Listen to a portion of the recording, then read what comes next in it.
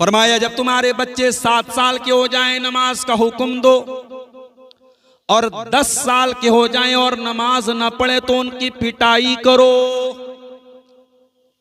सवाल ये पैदा होता है मौलाना साहब, 10 साल का बच्चा तो बालिग नहीं है, 10 साल की लड़की तो नाबालिग है, और इस्लाम के अंदर जो अहकाम फर्ज होते हैं वो तो बालिग होने के बाद फर्ज होते हैं, नमाज बालिग होने के बाद, रोजा बालिग होने के बाद। 10 साल का लड़का तो नाबालिग है, फिर नमाज न पढ़ने पर उसकी पिटाई करने का हुक्म क्यों दिया जा रहा है? इसीलिए दिया जा रहा है जब वो बच्चा 10 साल की उम्र में नमाज का पाबंद बन जाएगा, जब वो 17 साल का हो जाएगा, जब वो 20 साल का हो जाएगा और फजर की अजान की आवाज सुनेगा तो आपको कहना नहीं पड़ेगा, वो ठंडे ठंडे पानी से, वो गरम गरम पानी से वजू बना करके ऑटोमेटिक मस्जिद में पहुंच जाएगा। तरबियत तो करो मेरे प्यारे साथी, हम तरबियत नहीं करते हैं, हमारे पास अपने बच्चों के लिए टाइम ही नहीं है। और हम कहते साहब हम बड़े बिजी लोग हैं, हमारे पास इसलिए टाइम नहीं है, हम तो रात दिन कारोबार में लगे रहते हैं, जॉब में लगे रहते हैं। माफ करना, जितना बड़ा भी जॉब हो, जितना बड़ा भी कारोबार हो, अपने बच्चों की तरबियत से आप बच नहीं सकते, उससे भाग नहीं सकते मेरे साथी। हमारे एक दोस्त हैं, बहुत दिनों तक वो सऊदी अरब में रहते थे, इलाहाबाद के रहने वाले हैं, सऊदी अरब में रहते थे, रियाज में रहते थे। वो डेली अपने बच्चों से फोन करना, हाल चाल लेना उनका मामूल था। और नतीजा ये है कि 3-4 साल तक सऊदी अरब में वो रहे, और आज भी अल्हम्दुलिल्लाह उनकी बच्ची और बच्चे सब माशाअल्लाह दीनदार हैं, दुआएं याद हैं, कुरान याद हैं, बच्चे माशाअल्लाह दीनदार हैं। आप अगर बच्चों को टाइम नहीं देंगे मेरे प्यारे साथी, अगर आप बच्चों की सही तरबियत नहीं करेंगे, ये बच्चे कयामत के दिन आपका गिरेबान पकड़ देंगे। ये बच्चे आपका गिरेबान पकड़ के कहेंगे अल्लाह ये मेरा बाप था, ये मेरी माँ थी, अय अल्लाह। लड़का बोलेगा अल्लाह मैं अगर कमाने में पीछे रहा तो मेरे बाप ने मेरा कॉलर पकड़ा, मेरी कमाई कम रही तो मेरे बाप ने मुझको रोका टोका। लड़की कहेगी अल्लाह मैं एक दिन स्कूल न गई, मेरी माँ ने मुझको रोका, मेरी माँ ने मुझको टोका, लेकिन बाप ने और माँ ने कभी नमाज के लिए नहीं टोका, माँ ने कभी लड़की को पर्दे के लिए नहीं टोका, माँ ने कभी लड़की से ये ना पूछा तू घर में लेट क्यों आई, माँ ने लड़की से कभी ये नहीं पूछा स्कूल की छुट्टी तो 2 बजे हुई, तू 4 बजे क्यों आई, माँ ने कभी लड़की से ये ना पूछा तू सहेली के घर रात में रुक क्यों गई। ये तरबियत आपकी जिम्मेदारी है मेरे प्यारे साथी। हजरत लुकमान को देखो, वो भी तो एक बाप है, अपने बच्चे को नसीहत करते हैं, और लुकमान की ये नसीहत इतनी कीमती होती है कि अल्लाह ताला कुरान में हजरत लुकमान की नसीहतों को बयान करता है। हजरत लुकमान अपने बच्चे से कहते हैं या बुनैया ला तुशरिक बिल्लाह इन्न शिर्क लजुल्मुन अजीम। ऐ मेरे बच्चे तू अल्लाह के साथ कभी शिर्क न करना। ऐ मेरे बच्चे दुनिया का सबसे बड़ा अन्याय, सबसे बड़ा जुल्म अल्लाह के साथ शिर्क करना है। पहला हक जो हजरत लुकमान अपने बच्चों को बता रहे हैं, अल्लाह के साथ तो शिर्क मत करना। उसके बाद कहते हैं या बुनैया इन्नहा इन तकु मिस्काल हब्बतिन मिन खरदलिन फतकुन फी सखरतिन औ फिस समावाति औ फिल अर्दि याति बिहल्लाह। ऐ मेरे बच्चे एक राई के दाने के बराबर कोई चीज होगी, आसमानों में कहीं होगी, जमीन में कहीं होगी, किसी चट्टान के अंदर छुपी हुई होगी, याति बिहल्लाह। अल्लाह ताला उस राई के दाने के बराबर चीज को भी तेरे सामने ले आएगा। इन्नल्लाह लतीफुन खबीर, अल्लाह ताला बारीक से बारीक चीज की खबर रखने वाला है। लुकमान के जैसे बाप बनो मेरे प्यारे साथी। बाप बनना है। हजरत अब्दुल्लाह बिन मसूद को देखो, रात में तहज्जुद की नमाज पढ़ रहे हैं और सूरह कहफ की तिलावत कर रहे हैं, और सूरह कहफ पढ़ते पढ़ते अब्दुल्लाह बिन मसूद इस आयत पर पहुंचते हैं। अल्लाह फरमाता है फवजदा फीहा जिदारन युरीदु अन यनक़द्द फअक़ामा क़ाल लौ शि'त लत्तख़ज़्त अलैहि अजरा। हजरत मूसा अलैहिस्सलाम और हजरत खजिर अलैहिस्सलाम जब दोनों एक गांव में गए और गांव वालों से उन्होंने खाना मांगा, गांव वालों ने खाना देने से इनकार कर दिया। वो दोनों बेचारे थके हारे बैठ गए। वहां दोनों ने देखा कि एक दीवार गिरने वाली है। हजरत खजिर खड़े हुए और उन्होंने दीवार को ठीक कर दिया, दीवार को ठीक कर दिया।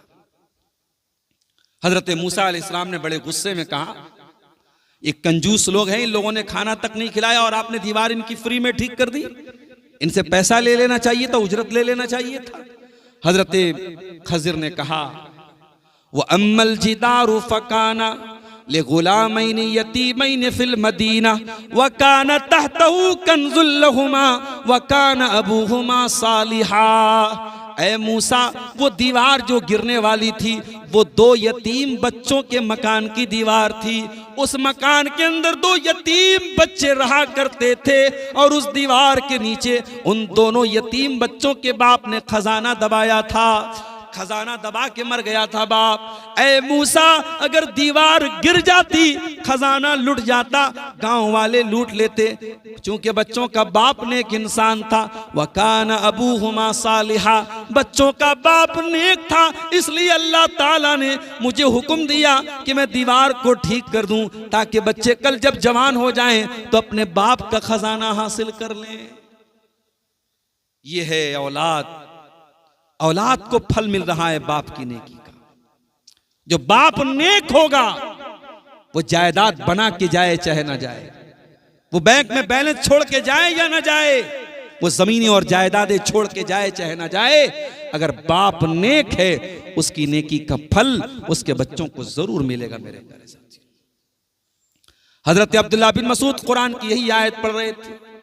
यही आयत पढ़ते पढ़ते रोने लगते हैं और सलाम फेर के अपने बच्चे की तरफ देख के कहते हैं, मिन अजली का या बोनैया, है मेरे बच्चे, रात का सन्नाटा है, तेरा बाप तहज्जुद की नमाज पढ़ रहा है। ऐ मेरे बच्चे, तेरा बाप तेरे लिए नमाज पढ़ रहा है, तेरा बाप तेरे लिए तहज्जुद की नमाज पढ़ रहा है ताकि कल तेरे काम आ जाए तेरे बाप की नेकियां। ऐ मेरे बच्चे, देख मूसा अलैहिस्सलाम के दौर में बच्चों को उनके माँ बाप की नेकी काम आई। ऐ मेरे बच्चे, तेरा बाप तेरे लिए इतनी मेहनत कर रहा है। हम और आप जब तक नेक नहीं बनेंगे हमारे बच्चों की दुनिया नहीं बन सकती। मेरे प्यारे साथी, हम और आप अपने बच्चों से बहुत प्यार करते हैं। हम कहीं अच्छी जगह घूमने जाते हैं, बच्चों को लेके जाते हैं, किसी अच्छे होटल का खाना खाते हैं, बच्चों को सोचते बच्चों को भी खिला दें हम। छोटे छोटे बच्चे हमारे होते हैं तो वो और ज्यादा हमें अजीज होते हैं। क्या हम नहीं चाहेंगे कि हम अपने बच्चों को जन्नत में भी लेके जाएं? अगर हम चाहते हैं कि अपने बच्चों को जन्नत में लेके जाएं तो हमें अपने बच्चों की अच्छी तरबियत करनी पड़ेगी। मेरे प्यारे, कुरान कहता है, वल्लज़ीना आमनू वत्तबअतहुम ज़ुर्रिय्यतुहुम बिईमानिन अलहक़ना बिहिम ज़ुर्रिय्यतहुम वमा अलतनाहुम मिन अमलिहिम मिन शै। जो ईमान वाले हों और उनकी औलाद भी उनके नक्शे कदम पे चलने वाली हो, औलाद भी उनके पीछे पीछे चलने वाली हो, तो अल्लाह फरमाता है हम माँ बाप को भी जन्नत में दाखिल करेंगे और औलाद को भी जन्नत में दाखिल करेंगे। हम विद फैमिली, परिवार के साथ उनको जन्नत में दाखिल करेंगे। दुआ करो मेरे प्यारे साथियों कि अल्लाह हम सबको परिवार के साथ जन्नत में दाखिल करे। नबियों ने परिवार के साथ जन्नत में जाने की दुआएं मांगी। हजरत इब्राहिम अलैहिस्सलाम दुआ करते हैं, रब्बि जअलनी मुकीमस्सलाति व मिन ज़ुर्रियती रब्बना व तक़ब्बल दुआ। परवरदिगार, तू मुझे भी नमाज कायम करने वाला बना और मेरी औलाद को भी नमाज कायम करने वाला बना। और कुरान में अल्लाह ने अपने नेक बंदों की दुआ बयान की, रब्बना हब लना मिन अज़वाजिना व ज़ुर्रिय्यातिना क़ुर्रत आयुन वजअलना लिलमुत्तक़ीना इमामा। ऐ परवरदिगार, हमारे बीवी बच्चों को हमारी आंखों की ठंडक बना दे और हमें मुत्तकियों का इमाम बना दे। औलाद की तरबियत करो मेरे प्यारे साथ, ये हक है औलाद का आपके ऊपर। गर्दन पकड़ लेगी आपकी औलाद अगर आपने उसका हक अदा नहीं किया। मैं कहता हूं बच्चा यतीम वो नहीं है जिसके माँ बाप दुनिया से चले जाएं, उससे बड़ा यतीम तो वो बच्चा है, माँ है बाप है मगर तरबियत नहीं करते, वो बच्चा अपने माँ बाप के रहते हुए यतीम है मेरे साथ। अरबी का एक शायर कहता है लईसल यतीमो मन इंतहा अबवाहु मिन हम्मिल हयाती व खल्लफाहु जलीला। अरे यतीम वो नहीं है जिसके माँ बाप उसको छोड़ के चले गए हों। इन्नल यतीम हुवल्लज़ी तलका लहू उम्मन तखल्लत व बम मशगूला। अरे यतीम तो वो बच्चा है जिसकी माँ के पास उसके लिए टाइम नहीं, जिसके बाप के पास उसके लिए फुर्सत नहीं। समाज की इस्लाह अगर करना है मेरे प्यारे साथियों, हमें अपनी औलाद की तरबियत पर ध्यान देना पड़ेगा, अपनी औलाद के अंदर यह तसव्वुर पैदा करना पड़ेगा अल्लाह देख रहा है। और जब तक यह तसव्वुर नहीं पैदा होगा समाज से करप्शन नहीं खत्म हो सकता, समाज से बुराइयां नहीं खत्म हो सकती। कुरान का 30वां पारा उठाओ, अल्लाह फरमाता है वैलुल लिल मुतफ्फिफीन अल्लज़ीना इज़्तालू अलन नासी यस्तौफून। बर्बादी है, वैल है, जहन्नम है नाप तौल में कमी करने वालों के लिए। अल्लज़ीना इज़्तालू अलन नासी यस्तौफून, जब वो सामान लेने जाते हैं तो पूरा पूरा तौल करके लेते हैं। वइज़ा कालूहुम औ वज़नूहुम युक्सिरून, और जब सामान तौल के देते हैं, जब सामान देने की बारी आती है तो डंडी मारते हैं। अला यज़ुन्नु उलाइका अन्नहुम मबऊथून लियौमिन अज़ीम यौम यक़ूमुन नासु लिरब्बिल आलमीन। क्या ये नहीं जानते कि एक दिन क़यामत आने वाली है और इनको अल्लाह के सामने जवाब देना है, अल्लाह की अदालत लगेगी मेरे प्यारे साथी। और अल्लाह की अदालत में कोई भेदभाव नहीं होगा, कोई डिस्क्रिमिनेशन नहीं होगा, कोई अन्याय नहीं होगा। अल्लाह की अदालत में कोई पावर नहीं चलेगा, कोई सोर्स नहीं चलेगा। दुनिया में कहीं मंत्रियों का सोर्स है, कहीं अधिकारियों का सोर्स है, कयामत के दिन किसी को कोई सोर्स नहीं चलेगा। इसीलिए जब हम सूरह फातिहा पढ़ते हैं हम क्या कहते हैं? अल्हम्दुलिल्लाहि रब्बिल आलमीन अर्रहमानिर रहीम मालिकी यौमिद्दीन। तमाम तारीफें उस अल्लाह के लिए जो सारे जहानों का रब है, जो बहुत कृपालु बहुत दयालु है। मालिकी यौमिद्दीन, जो कयामत के दिन का मालिक है। ऐ अल्लाह 2026 चल रहा है, तू तो आज के दिन का भी मालिक है। 2025 चल रहा था, तू उसका भी मालिक था। ऐ अल्लाह फिर ये कहने की क्या जरूरत, मालिक यौमिद्दीन, तू कयामत के दिन का मालिक है। इसलिए कि दुनिया में अल्लाह ने थोड़ी बहुत हुकूमत तो दुनिया वालों को भी दे रखी है। कोई किसी देश का प्रधानमंत्री है, कोई किसी राज्य का मुख्यमंत्री है, कोई कहीं का राष्ट्रपति है, कोई कहीं का हुक्मरान है। दुनिया में तो थोड़ा बहुत पावर अल्लाह ताला ने अपने बंदों को दे रखा है, मगर कयामत के दिन अल्लाह ताला किसी के हाथ में कोई पावर नहीं देगा। अल्लाह ताला फरमाएगा लिमनिल मुल्कुल यौम, ऐ मेरे बंदो आज किसके हाथ में पावर है, आज किसके हाथ में किंगडम है, आज किसके हाथ में राजशाही है, आज किसके हाथ में बादशाहत है। सारी दुनिया खामोश, सारे मंत्री खामोश, सारे राष्ट्रपति खामोश, सारे राजा महाराजा खामोश। अल्लाह खुद ही आवाज देगा लिल्लाहिल वाहिदिल क़हार। मेरे बंदो आज पावर मेरे हाथ में है, आज हुकूमत मेरे हाथ में है, आज सल्तनत मेरे हाथ में, आज फैसला चलेगा तो मेरा चलेगा। कयामत के दिन अल्लाह का फैसला चलेगा और अल्लाह के फैसले में कोई भेदभाव नहीं चलेगा मेरे साथ, कोई अन्याय नहीं होगा अल्लाह के फैसले। कयामत के दिन अल्लाह एक तराजू रखेगा, उस तराजू का नाम मीजान है। मीजान, वो तराजू कैसा होगा? फरमाया कयामत के दिन जब इंसाफ का तराजू रखा जाएगा, फला तुज़लमु नफ्सुन शैया, तो उस तराजू में किसी के साथ कोई अन्याय नहीं होगा। व इनकाना मिस्काल हब्बतिन मिन खरदलिन अतैना बिहा व कफा बिना हासिबीन। मेरे बंदो, एक राई के दाने के बराबर भी तुम्हारा कोई अमल होगा, अल्लाह के तराजू पर सामने आ जाएगा। अल्लाह जब हिसाब लेगा तो पूरा पूरा हिसाब लेगा। दुनिया में मीडिया ट्रायल होता है, अपराधी को पकड़ा गया, अभी अपराध सिद्ध नहीं हुआ है, मीडिया ने अपराधी बना दिया, मीडिया ने दिखा दिया ये अपराधी है, अपराधी अपराधी, टीवी पर चल गया, अखबार में आ गया, फिर 20 साल तक वो जेल में रहा। 20 साल के बाद कोर्ट ने कहा अपराध सिद्ध नहीं हो पाया, अदालत बाइज्जत रिहा करती है। 20 साल तो गया उसका, उसकी इज्जत तो गई, उसका नाम तो गया, उसके बच्चे बेचारे 20 साल तक बाप के बगैर यतीम रहे, उसकी बीवी बेचारी बेवा रही, उसका कैरियर तो तबाह हो गया। दुनिया के इंसाफ में देर लग सकती है मेरे साथ, अल्लाह के इंसाफ में कोई देर नहीं लगेगी, क्योंकि अल्लाह की अदालत में कोई मीडिया ट्रायल नहीं होगा।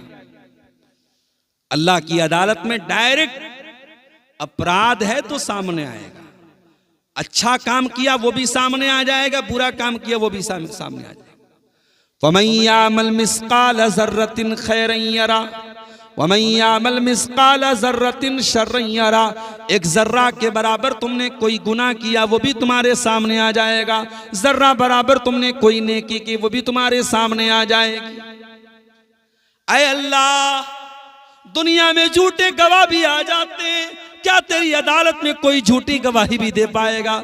फरमाया नहीं। अल यौमा नख्तिमु अला अफ़वाहिहिम व तुकल्लिमुना ऐदीहिम व तशहदु अर्जुलुहुम बिमा कानू यक्सिबून। कयामत के दिन अल्लाह ताला मुंह पर मुहर लगा देगा, मुंह बंद कर देगा, जबान से कुछ नहीं बोल पाओगे। अल्लाह तुम्हारी जबानों पर मुहर लगा देगा, तुम्हारे हाथ बोलेंगे, तुम्हारे पैर बोलेंगे। ओ स्मार्टफोन टच करने वालों, ओ व्हाट्सएप चलाने वालों, ओ इंस्टाग्राम चलाने वालों, ओ फेसबुक मैसेंजर चलाने वालों, अल्लाह तुम्हारी उंगलियों से बुलवाएगा, उंगली बोलेगी क्या टाइप किया है तुमने, क्या टच किया है तुमने, कहां कहां से सबूत मिटाओ। ब्राउजर की हिस्ट्री डिलीट कर दी, चैटिंग डिलीट कर दी, मैसेंजर डिलीट कर दिया, मोबाइल फॉर्मेट मार दिया, सारे सबूत मिटा दिए। उंगली का रिकॉर्ड कैसे मिटाओ? This finger will talk, this finger will speak, ये उंगली बोलेगी। अल्लाह फरमा रहा है तेरे हाथ बोलेंगे, तेरे पैर बोलेंगे। इन पैरों से चल के तू कहां गया था? तू जिना को डेटिंग बोलता है, तू हराम काम को डेटिंग और प्यार और लव और रोमांस बोलता है। इन पैरों से जो तू जिना करने गया था ये पैर बोलेंगे। इन हाथों से जो तूने गलत चीजें टच की थी ये हाथ बोलेंगे। हत्ता इज़ा मा जाऊहा शहीद अलैहिम समऊहुम व अबसारुहुम व जुलूदुहुम बिमा कानू यामलून। मेरे बंदे, कयामत के दिन तेरा कान तेरे खिलाफ गवाही देगा, तेरी आंखें तेरे खिलाफ गवाही देंगी, तेरे बदन की चमड़ी तेरे खिलाफ गवाही देगी। ऐ अल्लाह, रात रात पर इस कान में हेडफोन लगा के, एयरपॉड लगा के गाने सुनता रहा। ऐ अल्लाह, क्या ये कान बताएगा? हाँ, ये कान बताएगा। ऐ अल्लाह, इन आंखों से मोबाइल पर न जाने क्या क्या देखता रहा, क्या ये आंखें सब रिकॉर्ड कर रही हैं? हाँ, सब रिकॉर्ड कर रही हैं। ऐ अल्लाह, क्या कयामत के दिन ये आंखें बोलेंगी? हाँ बोलेंगी। तेरे एक एक करतूत को तेरी आंखें खोल के सामने रख देंगी। ऐ अल्लाह, इन हाथों से न जाने क्या क्या किया, क्या ये हाथों के चमड़े बोलेंगे? हाँ, तेरे हाथों के चमड़े बोलेंगे, तेरे बदन की स्किन बोलेगी। वक़ालू लिजुलूदिहिम लिमा शहिदतुम अलैना, और इंसान कहेगा अपनी चमड़ी से कि तू कैसे बोल रही है? क़ालू अंतक़नल्लाहुल्लज़ी अंतक़ कुल्ल शै, इंसान की चमड़ी कहेगी कि आज अल्लाह ने हमको बोलना सिखा दिया। एआई का नाम सुना है? AI, artificial intelligence. मान लीजिए आपने एआई के अंदर कुछ लिख करके दे दिया। आपने लिख दिया मदरसा महमूदिया, ये आपके क्या नाम है, शिवानगर, शिवनगर कोढ़ा कटिहार का एक इदारा है और इसमें इतने बच्चे पढ़ते हैं, इतने टीचर पढ़ते हैं, जो भी है आपने पूरी डिटेल लिख दी। आपने सिर्फ लिख के दिया और एआई से कहा इसका ऑडियो बना के हमको दे दो। एआई ने ऑडियो बना के दे दिया। भाई साहब, ये पोस्टर जो मेरे सामने रखा है, ये पोस्टर जो है, इसको मैं एआई का बहुत माहिर नहीं हूं, लेकिन मैं भी अगर चाहूं तो इस पोस्टर को अभी 2 मिनट के अंदर सेम पोस्टर में एआई पर लेके जाऊंगा और यहां कटिहार की जगह बनारस, उससे बोल दो कटिहार को बनारस कर दो, और यहां डॉक्टर अब्दुल गफ्फार सलफी है, यहां पे आप सैयद मेराज रब्बानी कर दो। जो भी चेंजिंग बोलूंगा 2 मिनट के अंदर सेम पोस्टर एआई चेंज कर दे। ये एआई क्या है? जैसे हमारा दिमाग काम करता है, हमारे अंदर सोचने समझने की सलाहियत है। अब ये एक नई टेक्निक आई है कि मशीन के अंदर भी सोचने समझने की सलाहियत है। मशीन भी सोच रही है और आप जैसा उसको ऑर्डर देंगे वो सोच करके वैसा पूरा कर देगी। इसको बोलते एआई, आर्टिफिशियल इंटेलिजेंस।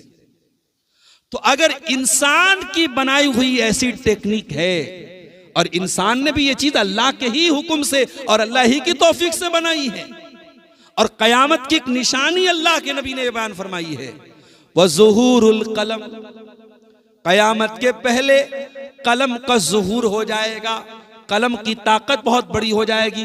आज देखो तो सब कुछ तो कलम ही है, सब कुछ तो टाइप किया जा रहा है, यानी आज कलम की ताकत इतनी बड़ी ताकत बन गई कि आपने जो लिख के दिया एआई ने पूरा कर दिया उसको।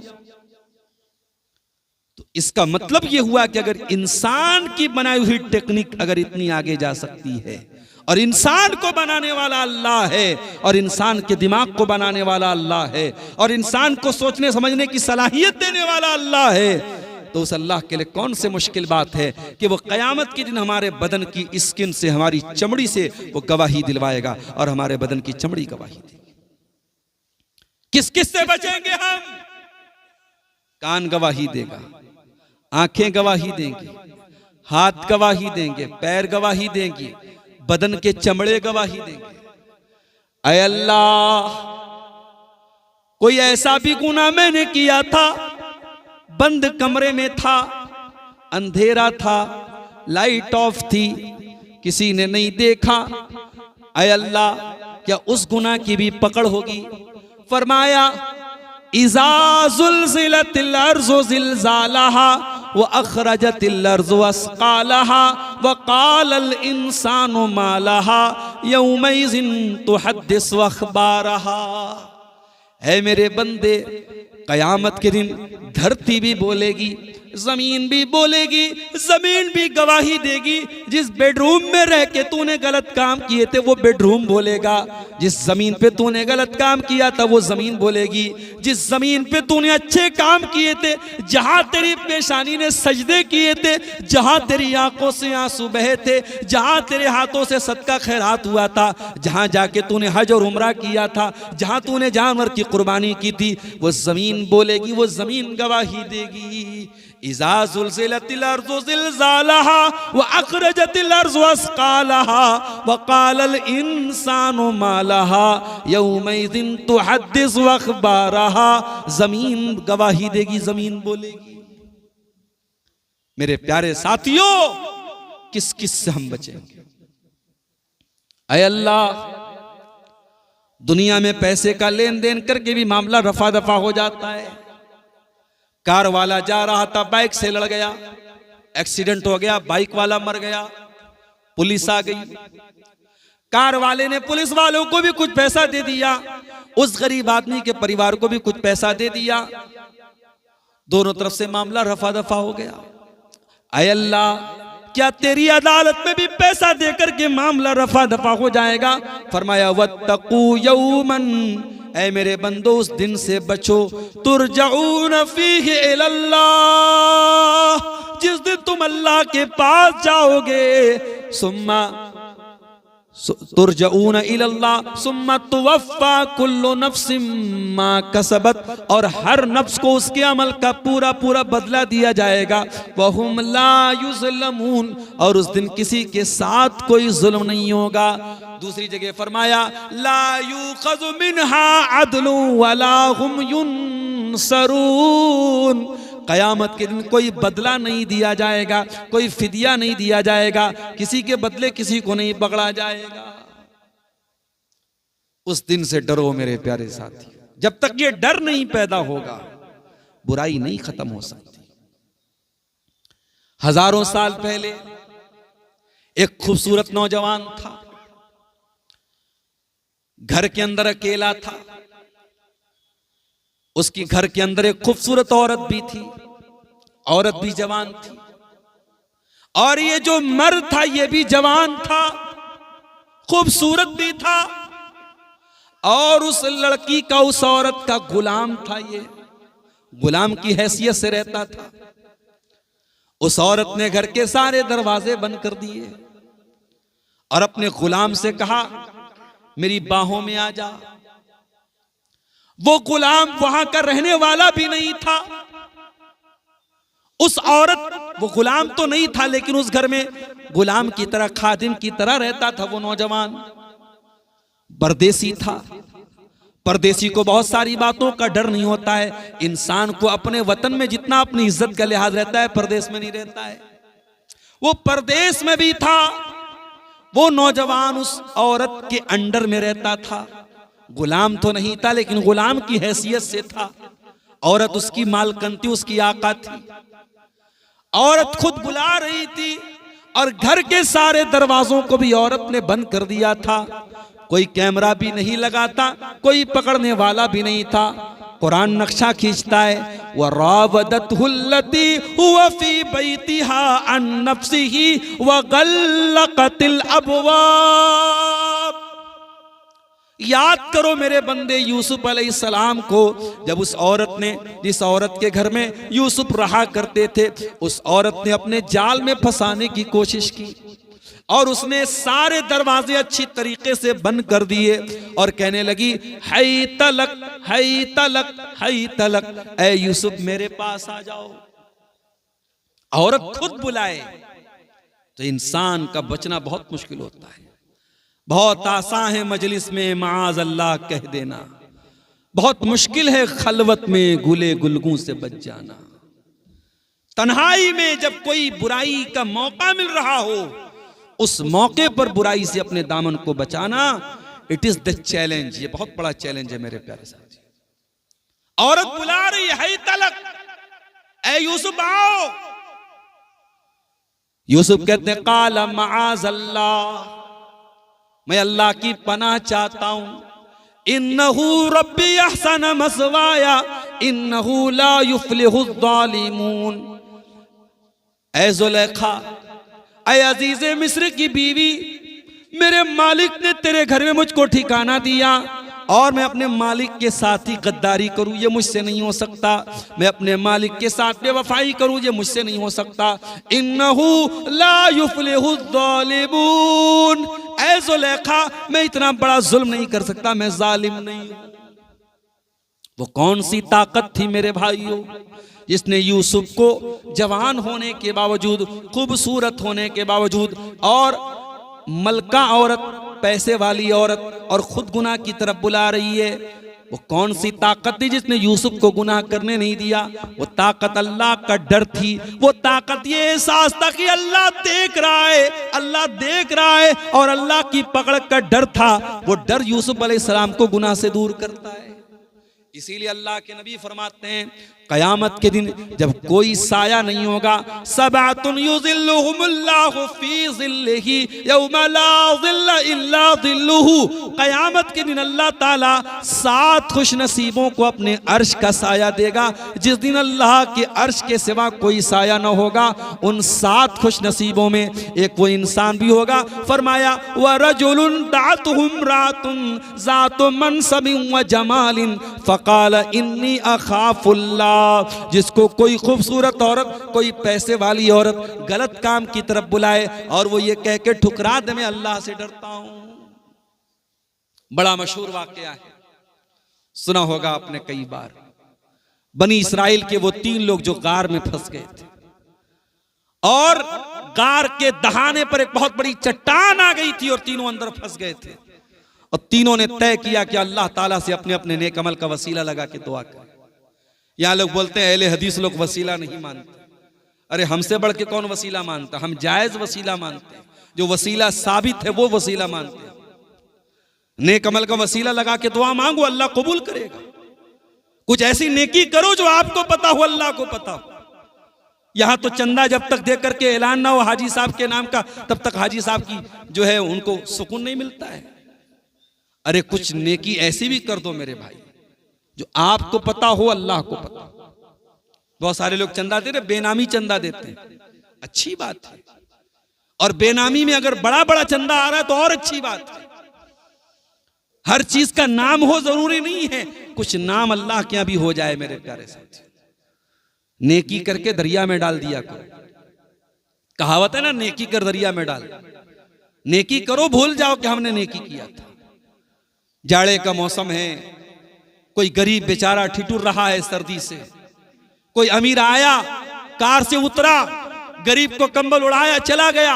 अमीर को नहीं पता मैंने किसको उड़ाया, गरीब को नहीं पता मुझको किसने उड़ाया। ये होती है नेकी कर दरिया में डाल। वयुतिमून अत्ताअम अला हुब्बिही मिस्कीनन व यतीमन व असीरा। अल्लाह के नेक बंदे गरीबों को खाना खिलाते हैं, यतीमों को खाना खिलाते हैं, कैदियों को खाना खिलाते हैं। इन्नमा नुतिमुकुम लिवजहिल्लाह। और कान खोल के सुन लो, जब वो गरीबों को खाना खिलाते हैं तो कैमरे से फोटो नहीं खिंचवाते हैं। वो गरीबों को खाना खिला के उनकी इज्जत नहीं लूटते हैं। वो कहते हैं हम तो तुम्हें अल्लाह के लिए खिला रहे हैं। ला नुरीदु मिनकुम जज़ाअन वला शुकूरा। हमें तुमसे कोई बदला नहीं चाहिए, हमें तुमसे कोई शुक्रिया नहीं चाहिए। कुछ ऐसी भी नेकी करो मेरे भाई जिसका वसीला लगा के अल्लाह से मुसीबत में दुआ मांग सको। तो बनी इस्राइल की जो 3 लोग थे उनमें से एक ने कहा था, अय अल्लाह, मेरी एक चचा की लड़की थी, मेरी एक चचाजाद थी, चचा की लड़की थी, मैं बहुत मोहब्बत करता था। एक मर्द एक औरत से जितनी मोहब्बत कर सकता है मैं उससे करता था, लेकिन नाजायज मोहब्बत करता था, उसको पाना चाहता था। मोहब्बत कब जायज होती है? मोहब्बत तब जायज होती है जब वो निकाह के जरिए हो, वरना मोहब्बत के नाम पे जितना भी आई लव यू बोल करके मैसेज कर दिया जाए वो मोहब्बत एक ढकोसला है और कुछ नहीं।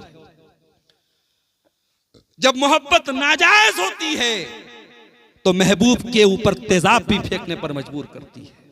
मोहब्बत जब नाजायज होती है तो अपने महबूब ही के टुकड़े करके ड्रम के अंदर बांधने पर मजबूर करती है। और मोहब्बत जब सही होती है मेरे साथियों तो इंसान जिंदगी भर अपनी बीवी की एक एक डिमांड को पूरा करता है, जिम्मेदारी समझ के पूरा करता है, जो जायज मोहब्बत होती है। उसने कहा अल्लाह, मैं मोहब्बत करता था अपनी चचा की लड़की से, पाना चाहता था उसे, हासिल करना चाहता था उसे। गांव में सूखा पड़ा, मेरे पास मदद मांगने के लिए आई। मैंने कहा कि मैं मदद करूंगा, एक शर्त पर करूंगा, तुम्हें अपनी इज्जत मेरे हवाले करनी पड़ेगी। ऐ अल्लाह, उस लड़की की मजबूरी का फायदा मैंने उठाना चाहा और 100 दीनार पर मैंने इज्जत का सौदा किया। लड़की मजबूर थी, तैयार हो गई। और ऐन मौके पर ऐ अल्लाह, जब मैं उस लड़की के साथ गलत काम करने वाला था, जब ज़िना करने वाला था, हराम काम करने वाला था, ऐन मौके पर लड़की कहती है इत्तक़िल्लाह, ऐ अल्लाह के बंदे अल्लाह से डर, वला तफुज़ल खातम इल्ला बिहक़्क़िही, और अंगूठी को मत खोल मगर उसके हक के साथ, मुहर को मत खोल मगर उसके हक के साथ। ऐ मेरे चचा के बेटे, मैं तेरे निकाह में नहीं हूं, मैं तेरे लिए हराम हूं, मुझे टच ना करना, मेरे करीब ना आना, अल्लाह से डर, अल्लाह से डर। ऐ अल्लाह, जब उस लड़की के मुंह से मैंने तेरा नाम सुना मैं डर गया, मैं कांप गया। ऐ अल्लाह, मैं वहां से हट गया। ऐ अल्लाह, अगर तू जानता है कि तेरे डर से मैंने ये काम किया है, ऐ अल्लाह हमारी मुसीबत को तू दूर कर दे, हमारी मुसीबत को आसान कर दे। अल्लाह के नबी फरमाते हैं कि अल्लाह ने उसकी दुआ को सुना और चट्टान थोड़ी सी खिसक गई, और बाकी दो लोगों ने और दुआ की तो चट्टान पूरी तरीके से खिसक गई। अगर आप अल्लाह का डर अपने अंदर पैदा कर लें मेरे साथियों, हम और आप अपने अंदर अल्लाह का डर पैदा कर लें, तो मुसीबतें भी टल सकती हैं, परेशानियां भी टल सकती हैं। लेकिन आज मसला यही है, हमारे पास गुफ्तार तो है, किरदार नहीं। हम गुफ्तार के गाजी हैं, बातें तो बहुत बड़ी बड़ी, अमल नहीं है हमारे पास। हजरत उमर फारूक का दौर देखो। उमर फारूक रात में गश्त कर रहे हैं, एक लड़की की आवाज उनके कानों में पहुंचती है। लड़की अपनी माँ से कहती, माँ लड़की से कहती है, बेटी उठ करके दूध में पानी मिला दे। बेटी सुबह हमको दूध बेचने जाना है तो दूध में पानी मिला दे। लड़की की माँ कहती है, लड़की कहती है, अम्मी जान क्या आपने नहीं सुना, अमीरुल मोमिनीन उमर फारूक का ऑर्डर आया है, दूध में पानी मिलाना अपराध है, क्या आपने ये फरमान नहीं सुना है? कहा बेटी मैंने सुना है, लेकिन ये रात का सन्नाटा है, उमर कहाँ हमको देखने वाला है, उमर तो अपने घर में आराम कर रहे होंगे।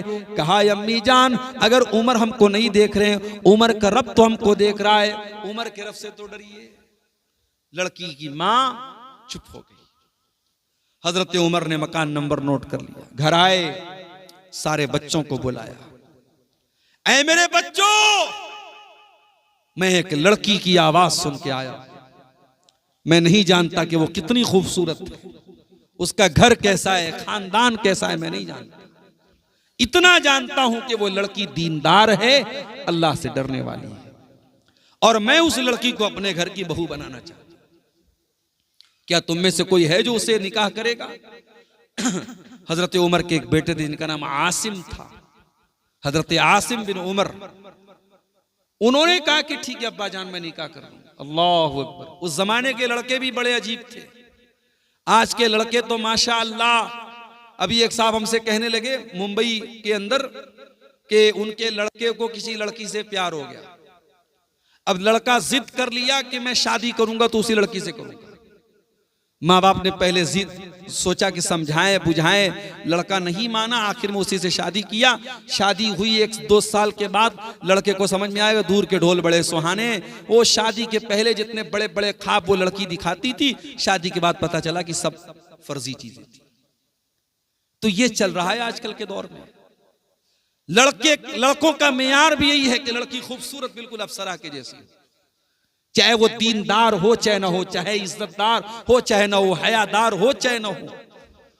वो सूरत पर मरने वालों, हजरत उमर का बेटा पलट करके ये नहीं पूछता अब्बा जान लड़की की शक्ल एक बार दिखा दीजिए। अब्बा ने कह दिया कि लड़की दीनदार है, मैं दीन की गारंटी लेके आया हूं।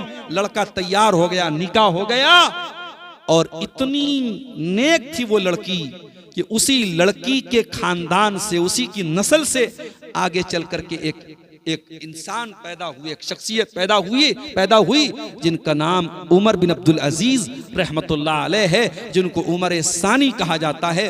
हजरत उमर की नस्ल से वो थे और हजरत उमर के तरीके पर चलने वाले थे। मेरे प्यारे साथी, अल्लाह का डर अगर पैदा हो जाए, अल्लाह की पकड़ का डर पैदा हो जाए, तो ऐसी लड़कियां भी हमें समाज में नजर आती है मेरे साथी।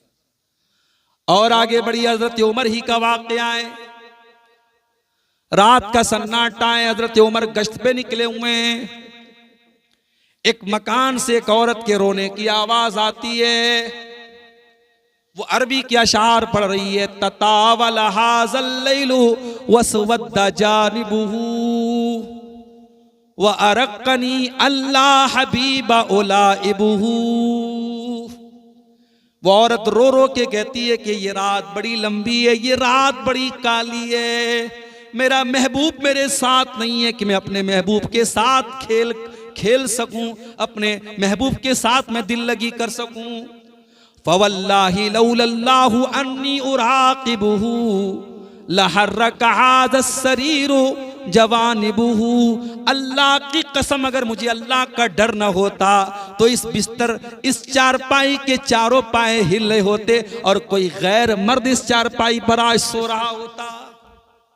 मतलब यह हुआ कि वो औरत शौहर से दूर थी, शौहर उसका मैदान जंग में गया हुआ था और औरत को अपने शौहर की याद आ रही थी और वो रो रही थी और ये अशार पढ़ रही थी। हजरत उमर के दिल पर बड़ा असर हुआ इन अशार का। वो घर आए और उन्होंने अपनी बेटी हजरत हफ्सा से पूछा। कभी कभी ऐसा मसला आता है, लेडीज ही से पूछना पड़ता है। हजरत उमर ने अपनी बेटी से पूछा, जो उनकी बेटी भी हैं और अल्लाह के नबी की बीवी भी, हम सबकी मां भी हैं, उम्मुल मोमिनीन भी हैं। कहा, ए हफ्सा ये बताओ, औरत शौहर के बगैर मैक्सिमम कितने दिन तक रह सकती है? बगैर शौहर की औरत कितने दिन तक रह सकती है? तुम्हारा तजर्बा क्या कहता है, तुम्हारा एक्सपीरियंस क्या कहता है? हजरत हफ्सा ने कहा, अब्बा जान, औरत बगैर शौहर के मैक्सिमम 6 महीना रह सकती है। 6 महीने से ज्यादा बहुत मुश्किल है उसके लिए रहना। हजरत उमर ने तमाम अपने मुजाहिदीन को लेटर लिखा कि 6 महीने में चेंजिंग कर लिया करो, 6 महीने में रोटेशन कर लिया करो, 6 महीने पे घर जाया करो, ताकि बीवियों के पास भी तुम टाइम दे सको, बीवी 6 महीने से ज्यादा तुम्हारा वेट न करे। मेरे प्यारे साथियों, बताना यह चाहता हूं इस वाकये के जरिए कि वो औरत शौहर के बगैर रहती थी। वो चाहती तो गलत कदम उठा सकती थी, मगर वो औरत खुद कहती है, अगर अल्लाह का डर न होता तो आज इस बिस्तर पे गलत काम होता, मगर अल्लाह का डर है जो मुझे गुनाह से रोके हुए है।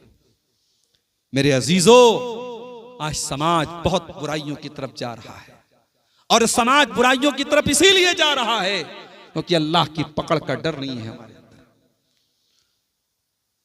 जब तक ये डर हमारे अंदर पैदा नहीं होगा, समाज की दिशा और दशा नहीं बदलेगी, समाज की तस्वीर नहीं बदलेगी। मेरे साथ नबी के दौर में गुलाम को भी अल्लाह का डर होता था। वाकया सुनिए, तकरीर के आखिरी पॉइंट पर पहुंच रहा हूं। हजरत अब्दुल्लाह इब्न उमर का बड़ा मशहूर वाकया है, कई बार बयान भी कर चुका हूं तकरीरों में। अब्दुल्लाह इब्न उमर रज़ी अल्लाह ताला अन्हु सफर पे जा रहे थे, बहुत जोरों की उनको भूख और प्यास लगी थी।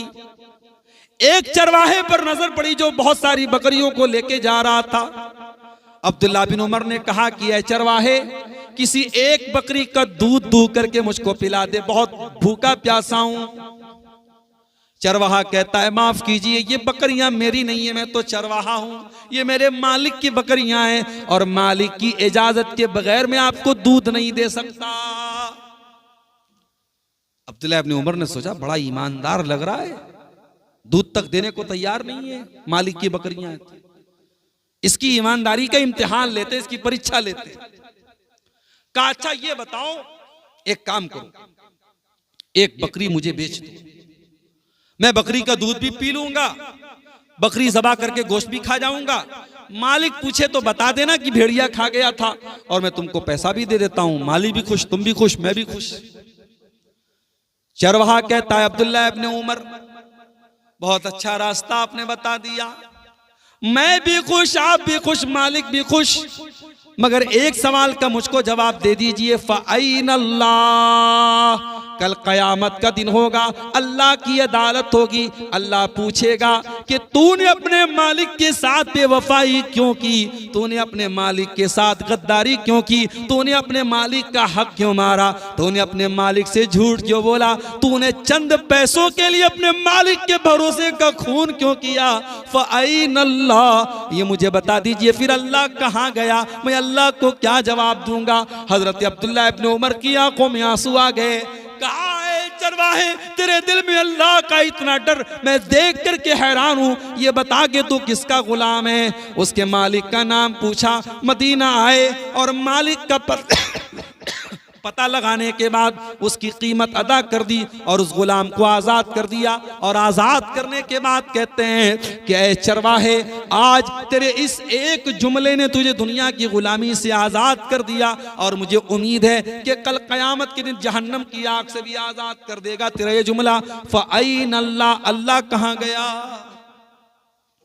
हम और आप भी अपने दिल से पूछें, जब शैतान गलत काम की तरफ लेके जाए, जब नमाजें आपकी छूट जाएं, जब गलत काम की तरफ आपके कदम बहके, तो अपने आप से ये सवाल करो, फ़अयन अल्लाह, अल्लाह कहां गया? अल्लाह को क्या जवाब देंगे मेरे साथियों? एक बहुत बड़े ताबई थे जिनका नाम रुबैये इब्ने खैसम था। बहुत अल्लाह के नेक बंदे थे। अब्दुल्लाह बिन मसूद इनको देख के कहा करते थे, अगर अल्लाह के नबी तुम्हें देख लेते तो बहुत मोहब्बत करते थे। इतने नेक आदमी थे।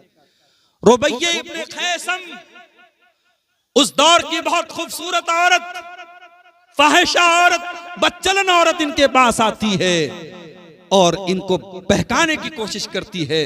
रुबैये इब्ने खैसम टस से मस नहीं होते हैं, उल्टे उस औरत को समझाते हैं कि तू गलत काम छोड़ दे, तू मुझे बहकाने की कोशिश मत कर, तू गलत काम छोड़ दे। उस औरत को समझाने की कोशिश करते हैं। औरत थक हार करके वहां से चली जाती है। मेरे प्यारे साथियों, जब अल्लाह का डर पैदा होता है तो इंसान अपने ईमान की, अपने किरदार और कैरेक्टर की हिफाजत करता है। आज की तारीख में मेरे प्यारे साथियों, हमारे समाज में जो बुराइयां पनप रही हैं, जो दिन ब दिन बुराइयों का ग्राफ बढ़ रहा है, उसके पीछे बहुत बड़ी वजह यही है कि हमें दुनिया का तो डर है, अल्लाह का डर नहीं है। बहुत सारे गलत काम करने से हम इसलिए बचते हैं, दुनिया को क्या जवाब देंगे। जिस दिन हम ये सोचने लगे अल्लाह को क्या जवाब देंगे, उस दिन हम बहुत सारी बुराइयों से बच जाएंगे। मेरे साथ अल्लाह ने कुरान में फरमाया, यस्तगफूना मिनन्नासी वला यस्तगफूना मिनल्लाह। ये मुनाफिकों की पहचान है। ये लोगों से तो डरते हैं, अल्लाह से नहीं डरते। वहुवा माहुम इज़ युबय्यतूना मा ला यर्दा मिनल क़ौल। अल्लाह ताला उनके एक एक अमल की निगरानी कर रहा है। अल्लाह को सब पता है कि वो क्या क्या साजिशें कर रहे हैं। इन मुनाफिकों की एक एक चाल से अल्लाह ताला वाकिफ है। मगर ये मुनाफिक लोग लोगों से डरते हैं, अल्लाह से नहीं डरते। अल्लाह से डरो मेरे प्यारे साथियों, अल्लाह का डर अपने अंदर पैदा कीजिए।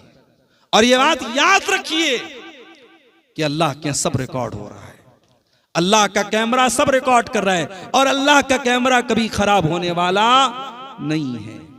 व इन्ना अलैकुम लहाफिज़ीन किरामन कातिबीन यालमून मा तफ़अलून। अल्लाह के फरिश्ते सब रिकॉर्ड कर रहे हैं। आपका, हमारा, सबका एक एक अमल रिकॉर्ड हो रहा है। और अमल तो बहुत दूर की बात है। मा यल्फ़िज़ु मिन क़ौलिन इल्ला लदैहि रक़ीबुन अतीद। हमारी ज़बान से जो अल्फाज निकलते हैं वो अल्फाज भी मेरे प्यारे साथियों रिकॉर्ड किए जा रहे हैं। और क़यामत के दिन जब ये रिकॉर्डिंग ओपन होगी, अल्लाह पूछेगा कि मेरे बंदे, ये तेरा अमल है, ये तेरा अमल है। इक़रा किताबका कफ़ा बिनफ़्सिकल यौमा अलैका हसीबा। मेरे बंदे, ये तेरी किताब है, तू खुद अपनी किताब पढ़ के बता दे तेरे साथ क्या मामला होना चाहिए। मेरे प्यारे साथियों, इसलिए हम और आप अपने दिलों में ये तसव्वुर पैदा करें कि अल्लाह देख रहा है। और जब तक ये हम तसव्वुर नहीं पैदा करेंगे, समाज से बुराइयां नहीं खत्म हो सकती हैं। दो सवालात हमारे सामने आए हैं। क्या औरत एतिकाफ कहाँ कर सकती है? औरत के लिए एतिकाफ मस्जिद ही में साबित है, घर में साबित नहीं है। अगर मस्जिद में औरत के लिए इंतज़ाम है, साउथ इंडिया में मैं रमज़ान में जाता हूँ, वहाँ अल्हम्दुलिल्लाह बहुत सारे इलाकों में मस्जिद में पूरा इंतज़ाम है औरतों की इज़्ज़त का और उनकी सिक्योरिटी का, और वहाँ एतिकाफ़ औरतें मस्जिद में करती हैं। आप सीमांचल में भी ऐसा माहौल बनाइए और पूरा मजबूत इंतज़ाम कीजिए तो औरत मस्जिद में एतिकाफ़ करेगी। और अगर मस्जिद में ऐसा इंतज़ाम नहीं है तो औरत को दिल छोटा करने की ज़रूरत नहीं है। वो ये ना सोचे कि मैं ये नेकी नहीं कर सकती हूँ, वो और नेकी का काम करे, वो घर में बैठ के नमाज पढ़े, तहज्जुद पढ़े, वो उसके लिए काफ़ी है। आपको अल्लाह ताला जिस चीज़ की ताकत नहीं है उससे ज़्यादा आपको बोझ नहीं डालता। अगर आपको बहुत शौक है इत्तिकाफ करने का, रमज़ान में मौका निकालिए, पैसा खर्च कीजिए, उम्रा करने जाइए और वहाँ जाके आप इत्तिकाफ, मर्द भी इत्तिकाफ कर ले, औरत भी वहाँ कर ले, हरम में इंतज़ाम होता है, वहाँ कर सकते हैं। लेकिन यहाँ पे अगर इत्तिकाफ करना है तो मस्जिद में करेगी, और वो भी वो मस्जिद जहां जुमा होता है, आम वक्तिया मस्जिद नहीं, जामा मस्जिद में ही इत्तिकाफ हो सकता है, किसी और मस्जिद में नहीं हो सकता। इस्तिखारा की नमाज किस वक्त पढ़ना बेहतर और उसकी दुआ कब पढ़ना है? इस्तिखारा की नमाज का कोई वक्त नहीं है, आप कभी भी पढ़ सकते हैं। आपको जब ये लगे कि मुझे कोई काम करना है, आप इस्तिखारा पढ़ लीजिए, इस्तिखारा की 2 रकात नमाज पढ़िए और 2 रकात नमाज पढ़ने के बाद अल्लाह के नबी ने सिर्फ इतना फरमाया कि 2 रकात नमाज पढ़े और उसके बाद दुआ पढ़े। तो दुआ आप हाथ उठा के दुआ पढ़ लीजिए, नमाज पढ़ के वही मुसल्ले पर बैठे बैठे आप पढ़ लीजिए, उसका कोई खास वक्त नहीं। आप पहले नमाज पढ़िए 2 रकात और उसके बाद आप इस्तिखारा की दुआ पढ़िए। और इस्तिखारा की दुआ पढ़ने के बाद जिस चीज पर आपका दिल मुतमईन होता है वो काम कर लीजिए। अगर मुतमईन नहीं होता है फिर इस्तिखारा कीजिए। बार बार करने के बाद जब दिल मुतमईन हो जाए तब वो काम कीजिए जिस काम पर आपका दिल मुतमईन होता है। अगर इस्तिखारा करके वो काम करेंगे तो इंशाअल्लाह उस काम में अल्लाह ताला बरकत देगा और उस काम में अल्लाह की तरफ से आपको खैर मिलेगा इंशाअल्लाह। लिबास में अगर इंसान या जानवर की तस्वीर अंदर या बाहर लगा है तो क्या नमाज होगी? नमाज तो हो जाएगी, ऐसी कोई दलील नहीं है कि तस्वीर अगर बनी है कपड़े पर तो नमाज नहीं होगी, लेकिन गुनाह होगा। इसलिए तस्वीर अगर बनी है तो उसको या तो बिल्कुल हटा दे, अगर हटा नहीं सकता है तो उसको कुछ ऐसी सिलाई वगैरह कर दे कि तस्वीर ढक जाए, या तस्वीर का जो मुंह वगैरह है उसके ऊपर कुछ जो है वो सिलाई वगैरह कर दे, यानी तस्वीर न झलके, चाहे वो इंसान की हो चाहे वो जानवर की। किसी भी जानदार की तस्वीर जो है वो कपड़े पे इस्तेमाल करना जायज़ नहीं। लेकिन जहाँ तक नमाज का मसला है, अल्लाह आलम, जो मुझे मालूम है वो यही कि नमाज हो जाएगी, नमाज ना होने की कोई दलील नहीं है। मैंने यूट्यूबर हजरात को मना किया था, मगर ये लोग बहुत ओवर स्मार्ट बनते हैं, कैमरा लगाए रहे, इन्होंने रिकॉर्डिंग किया है। आइंदा मैं जब भी प्रोग्राम में आऊँगा इस इलाके में, पहले से ये बात जलसे वालों को बता करके आएंगे कि आप नहीं लगने देंगे, और जब ये कैमरे नहीं लगे रहेंगे तभी हम स्टेज पर आएंगे। क्योंकि यहाँ आने के बाद सिर्फ यहाँ से माइक हटा देना और इस तरीके से कैमरों का लगा रहना, ये तो बिल्कुल बेवकूफ़ बनाने वाली बात है। अब आप ये पूछेंगे कि मैं कैमरे क्यों नहीं लगने दे रहा हूँ, उसकी बहुत सारी वजूहात है। फिलहाल मेरे लिए और आप सबके हक में भी बेहतर यही है कि अगर मुझे सीमांचल के प्रोग्रामों में आना है तो मुझे इस रिकॉर्डिंग से और यूट्यूब से मुझे दूर रहना है। इसलिए अल्लाह के वास्ते आप लोग माफ़ रखिए और अल्लाह से दुआ है रब्बुल आलमीन हम सबको नेक अमल अच्छी समझ की तौफीक अता फरमाए। 7 दिन के गुजरने के बाद अकीका दे सकते हैं, मैं बार बार जवाब दे चुका हूँ। 7वां दिन अफजल है, बेहतर है, लेकिन अगर किसी मजबूरी की वजह से 7वें दिन नहीं कर पाए तो उसके बाद भी अकीका कर सकते हैं। ऐसा मसला नहीं कि 7वें दिन के बाद अकीका नहीं होगा। नीस क्या लिखा है? नीस खुद का अकीका दे सकते हैं। अगर वालिदैन किसी वजह से नहीं दे पाए तो आप खुद से भी दे सकते हैं, इंशाअल्लाह कोई हर्ज की बात नहीं है, दे सकते हैं इंशाअल्लाह, कोई हर्ज की बात नहीं है। अल्लाह ताला हम सबको नेक अमल अच्छी समझ की तौफीक अता